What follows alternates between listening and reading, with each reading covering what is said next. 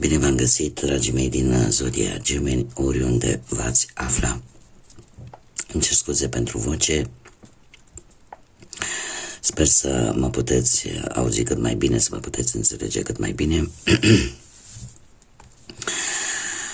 Mă bucur ca de fiecare dată să vă am alături, dragii mei, atât pe scumpii mei abonați, cum de asemenea și pe cei care poate sunteți pentru prima oară aici pe canal, la o nouă lectură atemporală fără limită de timp. O lectură pe care voi să o puteți urmări oricând doriți sau atunci când apare în viața voastră.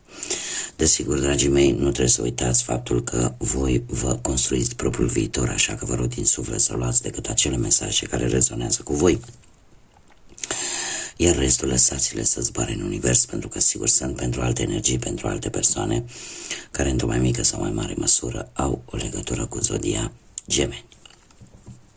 Înainte de a continua această lectură trebuie să fac un mic avertisment. Se pare că tot apar canale de YouTube cu același nume pe care l-am și eu, apărut așa ca ciupercuțele după ploaie.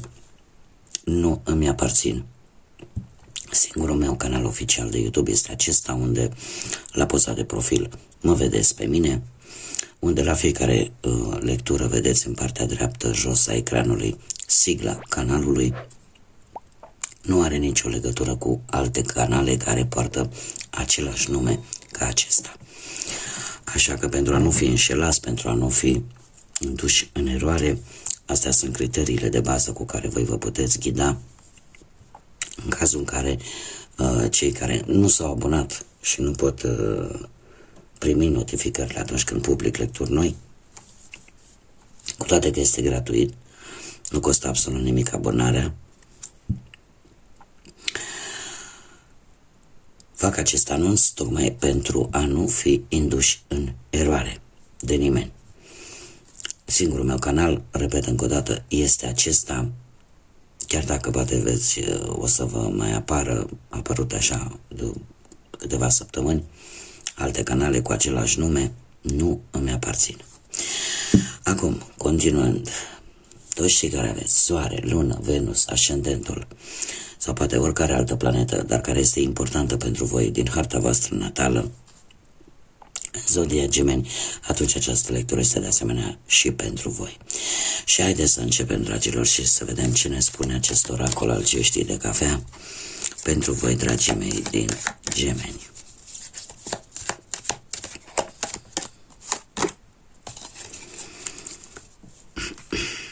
Se pare că ați avut parte de o transformare. Ați avut parte de un moment pentru voi, un moment pentru voi, poate pentru ai voștri. Ați simțit nevoia să vă hrăniți, că poate a fost o hrană spirituală, că poate a fost o hrană de altă natură. Ați simțit nevoia să fiți un pic lângă ai voștri,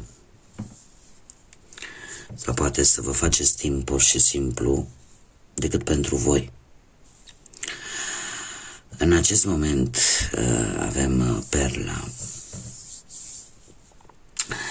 care îmi vorbește de niște vești îmbucurătoare, mai ales, nu știu, dacă pentru cei care sunteți singuri, se pare că vei întâlni pe cineva sau ai întâlnit deja pe cineva care, într-un fel sau altul, te va prețui precum ceva prețios, precum o piatră prețioasă, precum o perlă.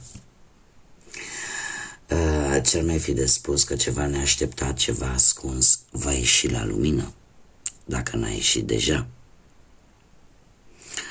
Ceva ce nu s-a știut, iar asta pentru voi, dragilor, într-un viitor va aduce stabilitate și creștere, pentru că avem copacul și vă veți simți mult mai stabil, cu sentimente mult mai puternic, înrădăcinate, poate referitoare la familie sau la noi prieteni sau pur și simplu ceva benefic va apărea în viața voastră și care are legătură ori cu o zonă rurală, da, o zonă sătească, ori pur și simplu, la modul general, voi adaptați pe ce domeniu va veni cu o stabilitate.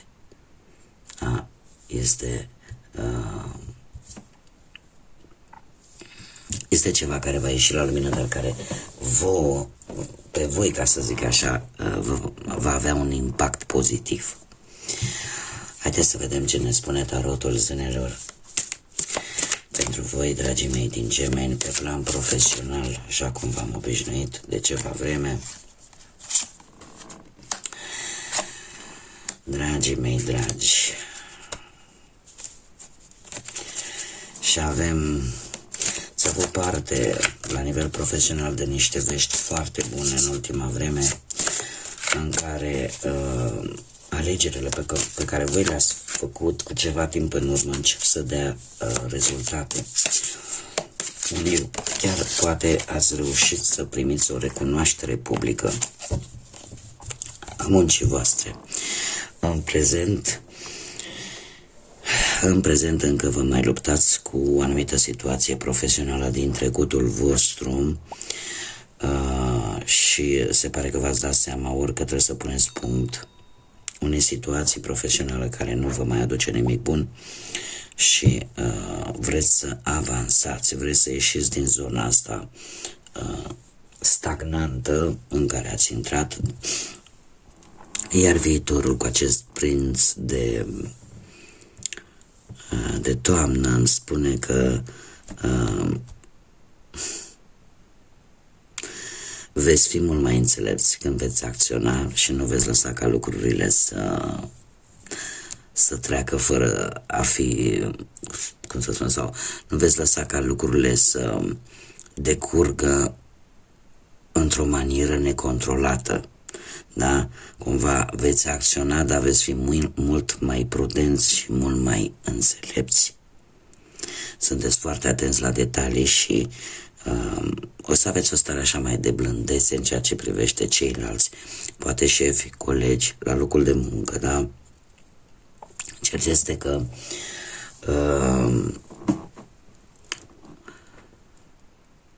nu vă veți mai grăbi. Da? Nu vă veți mai grăbi și chiar dacă sunteți în căutarea unui job, veți căuta în locuri unde voi cunoașteți foarte bine activitatea. Da? Știți cum aveți certitudinea că veți câștiga și tocmai asta vă face să fiți, cum am mai spus, un pic cu mai multă răbdare și să aveți un comportament mult mai responsabil. Haideți să vedem cu banii.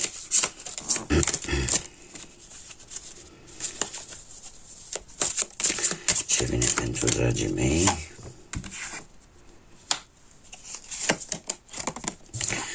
Cu bănuții.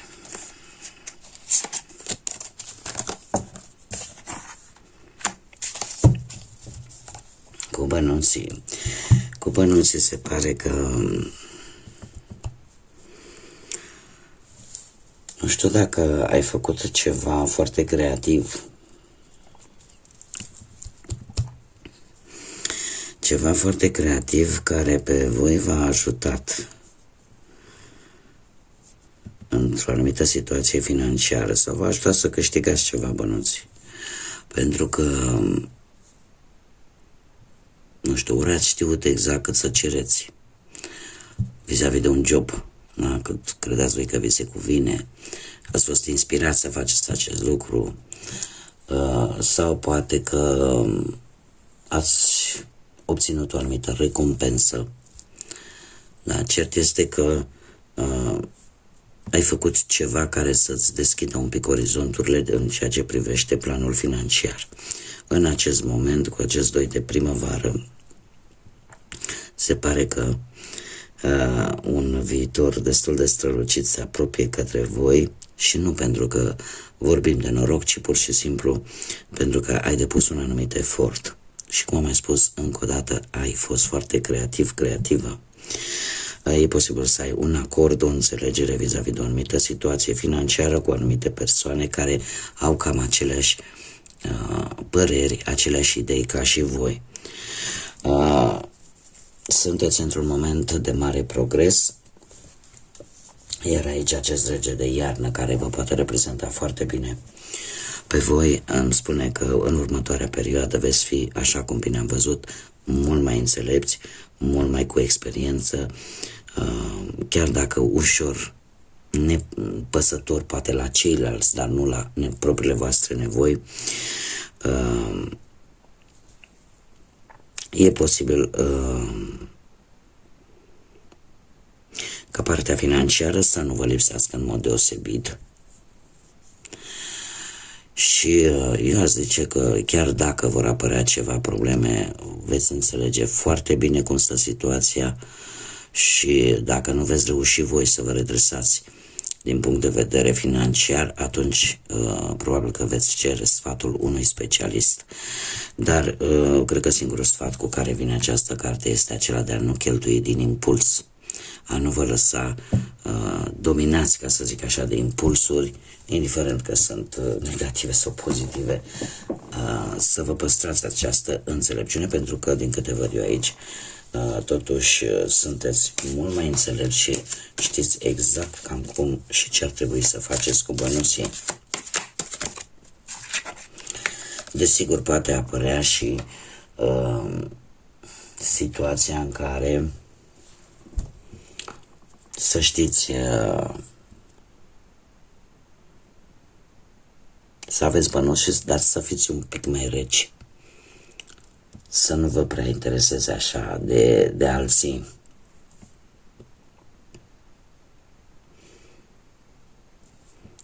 Să încercați nu știu, veți avea perioada în care efectiv veți vrea să trăiți prezentul și dacă e să cheltuiți ceva, să cheltuiți pentru ceva ce se întâmplă în acest moment și nu neapărat ce vine din trecut sau ce se îndreaptă către viitor. Haideți să vedem pentru cei care sunteți într-o relație, planul sentimental ce ne spune. Dragilor, voi ați avut-o, cei care sunteți deja într-o relație, indiferent că e de multă vreme sau puțină vreme, ați avut posibilitatea să obțineți cam tot ceea ce voi v-ați propus. Se pare că unii dintre voi ați luat frâile propriei voastre vieți și lucrul ăsta a dus la descoperirea unor lucruri interesante din relația voastră. În prezent se pare că treceți printr-o provocare care a apărut în relație. Este foarte important să vă exprimați cât mai clar, cât mai concis și cu cât mai multă precizie.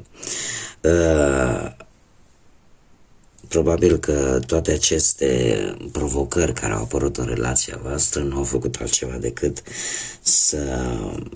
poate v-au dat o felul de idei, da, și să vă oblige oarecum să aveți un nou stil de viață, da, să vă faceți, să schimbați ceva în relația voastră. Viitorul vine cu vești bune. Viitorul pentru unii vine cu propuneri de căsătorie, pentru alții vine cu posibil venirea pe lume a unui copilaș. Cert este că vine cu o celebrare care se pare că va marca începutul la ceva nou în relația voastră. Cumva, exact cum am mai spus, ceea ce voi trăiți în acest moment are ca și rezultat acest nou stil de viață. Acest nou proiect de viață pe care vreți să-l faceți împreună, în relație.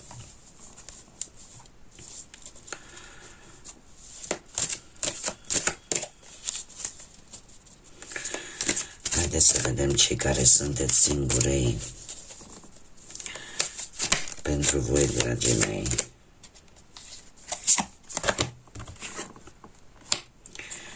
avem carul,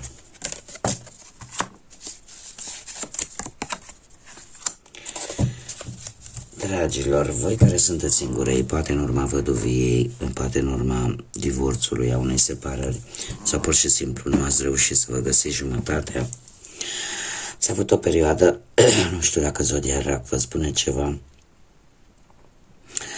dar ați avut o perioadă în care v-ați dedicat foarte mult, poate jobului sau călătoriilor, ați fost în centrul atenției, ați fost văzuți, percepuți ca o persoană poate foarte hotărâtă, persoană care îi place poate să călătorească. Aici am o regină de vară care vorbește de semnele de apă, rac, pești sau scorpion, și spune că se repetă. Aici avem rac, aici avem scorpion.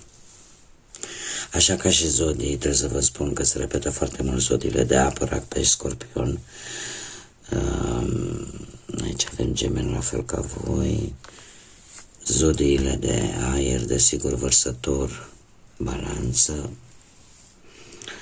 Și mai puțin e adevărat, dar nu... E cam un pic din toate, aș spune. Cam un pic din tot zodiacul, din toate zodiile pe elemente. Bun, în prezent, cu această regină de vară, se pare că ești într-un moment în care poate vrei sau ar trebui să vrei să socializezi mai mult, să te lași ghida de intuiție, să fii tu însuți, pentru că aceasta e cheia pentru a cuceri. Sau există cineva lângă voi care știe ce vei spune și când vei spune. Este cineva foarte intuitiv care are mereu așa cât un răspuns pentru tine și o persoană destul de empatică, o persoană în care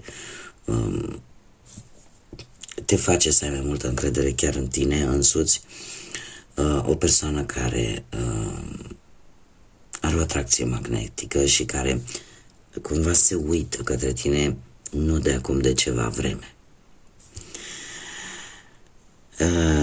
Următoarea perioadă vine cu o decizie importantă pe care tu va trebui să o iei și se pare că o vei lua cu inima, cu sufletul. Și e posibil ca toată să fie decât o relație simplă de prietenie, dar asta se va transforma curând într-o relație amoroasă, într-o dragoste adevărată și pe lungă durată. Așa că va trebui să faci ori un compromis, ori pur și simplu o alegere pe care o vei face, cum am mai spus, cu sufletul, cu inima. Haideți să vedem care este mesajul general pentru voi, dragilor din Gemeni.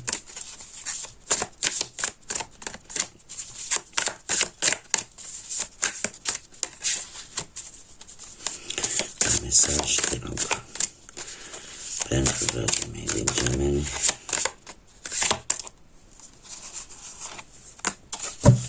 Magie.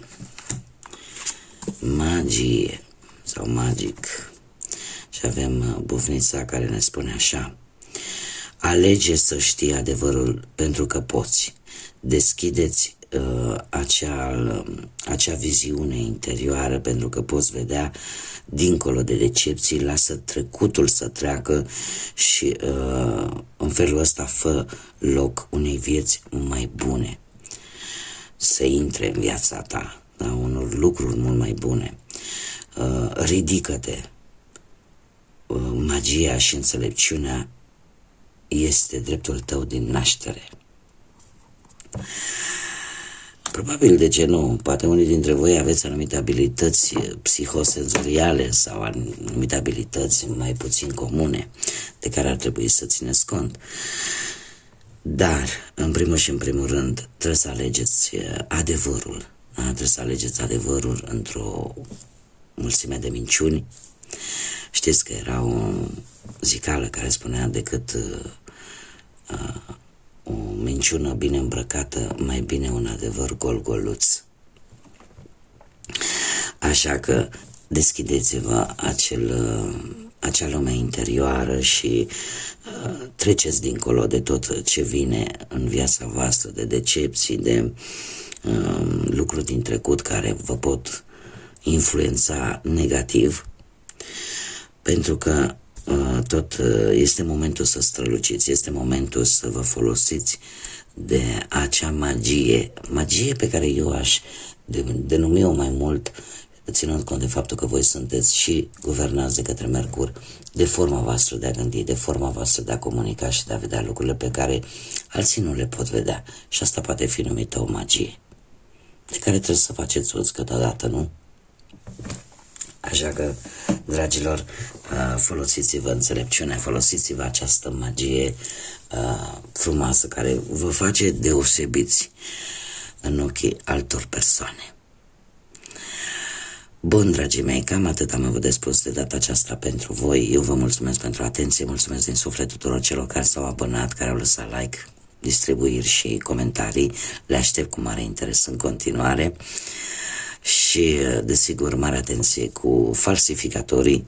Nu vă lăsați influențați de persoane care încearcă să profite de munca altora.